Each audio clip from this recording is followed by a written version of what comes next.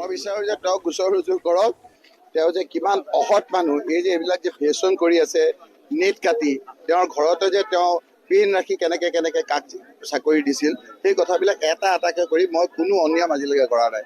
বহুদিনৰ পৰা অসমৰ মানুহৰ এইটো সন্দেহ আছিলে যে ৰকিবুল হুছেইন গৃহ ৰাজ্যমন্ত্ৰী থাকোঁতে যথেষ্ট সংখ্যক লোকক তেওঁ বেকদুৱাৰেদি নিযুক্তি দিছিলে আৰু এই বিষয়ে সেই সময়ত বহু বিতৰ্কও হৈছিলে।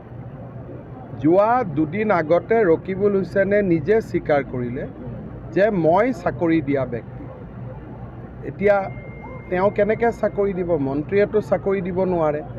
গতিকে মই পুলিচক কৈছোঁ যে এই বিষয়ে ৰকিবুল হুছেইনক ইলেকশ্যনৰ পিছত মাতি আনি সোধা পোছা কৰক যে তেওঁ কাক চাকৰি দিছিলে, কেনেকৈ চাকৰি দিছিলে। ৰাকেশ পালে চাকৰি দিয়াটো আমি জানিছিলোঁ আৰু ৰাকেশ পালে চাকৰি দিয়াৰ পিছত বৰ্তমান জেলতো গৈছে। ৰকিবুল হুছেইনে চাকৰি দিয়াটোৰ বিষয়ে আমি গম পোৱা নাছিলোঁ। বিচাৰোঁ যে তেওঁক গোচৰ ৰুজু কৰক।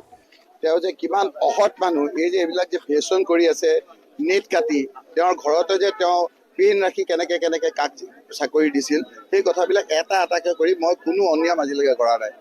নীতি নিয়ম মানি সকলো আপোনাৰ সুপ্ৰিম কোৰ্টলৈকে কেছ গৈ তাত জিকি আহিছে আমি দিয়া চাকৰিবিলাক, আৰু আমাৰ পদ্ধতিমতে দিছে। আমি কোনো ঘৰত গৈ পেনেৰে কাক ৰাখি কি কৰিছিল মই মুখখন নোখোলোৱা ভাল।